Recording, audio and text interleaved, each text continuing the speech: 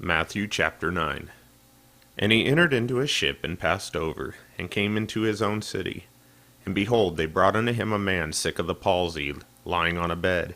And Jesus, seeing their faith, said unto the sick of the palsy, Son, be of good cheer, thy sins be forgiven thee.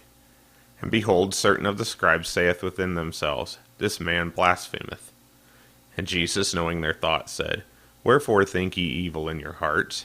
For whether it is easier to say, Thy sins be forgiven thee, or to say, Arise and walk?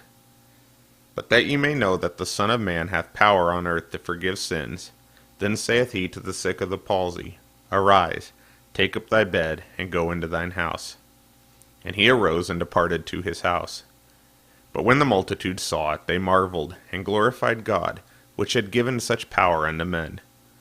And as Jesus passed forth from thence, he saw a man named Matthew, sitting at the receipt of custom. And he saith unto him, Follow me. And he arose and followed him. And it came to pass, as Jesus sat at meat in the house, behold, many publicans and sinners came and sat down with him and the disciples. And when the Pharisees saw it, they said unto his disciples, Why eateth your master with publicans and sinners? But when Jesus heard that, he said unto them, They that be whole need not a physician, but they that are sick. But go ye and learn what that meaneth. I will have mercy, and not sacrifice. For I am not come to call the righteous, but sinners to repentance. Then came to him the disciples of John, saying, Why do we and the Pharisees fast oft, but thy disciples fast not? And Jesus said unto them, Can the children of the bride chamber mourn, as long as the bridegroom is with them? But the days will come, when the bridegroom shall be taken from them, and then they shall fast. No man putteth a piece of new cloth unto an old garment. For that which is put in to fill it up taketh from the garment, and the rent is made worse. Neither do men put new wine into old bottles, else the bottles break, and the wine runneth out, and the bottles perish. But they put new wine into new bottles, and both are preserved. While he spake these things unto them, behold, there came a certain ruler and worshipped him, saying, My daughter is even now dead, but come and lay thy hand upon her, and she shall live. And Jesus arose and followed him, and so did his disciples.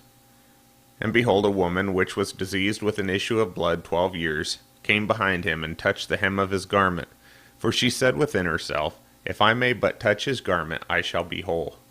But Jesus turned him about, and when he saw her, he said, Daughter, be of good comfort, thy faith hath made thee whole. And the woman was made whole from that hour. And when Jesus came into the ruler's house, and saw the minstrels and the people making a noise, he said unto him, Give place, for the maid is not dead, but sleepeth. And they laughed him to scorn. But when the people were put forth, he went in and took her by the hand, and the maid arose. And the fame hereof went abroad unto all that land. And when Jesus departed thence, 2 blind men followed him, crying and saying, Thou Son of David, have mercy on us. And when he was come into the house, the blind men came to him. And Jesus saith unto them, Believe ye that I am able to do this? And they said unto him, Yea, Lord. Then touched he their eyes, saying, According to your faith be it unto you. And their eyes were opened. And Jesus straitly charged them, saying, See that no man know it. But they, when they were departed, spread abroad his fame into all that country. As they went out, behold, they brought to him a dumb man possessed with a devil. And when the devil was cast out, the dumb spake. And the multitudes marveled, saying, It was never so seen in Israel. But the Pharisees said, He casteth out devils through the prince of the devils. And Jesus went about all the cities and villages, teaching in their synagogues, and preaching the gospel of the kingdom, and healing every sickness and every disease among the people. But when he saw the multitudes, he was moved with compassion on them, because they fainted, and were scattered abroad, as sheep having no shepherd. Then saith he unto his disciples, The harvest truly is plenteous, but the laborers are few. Pray ye therefore the Lord of the harvest, that he will send forth laborers into his harvest.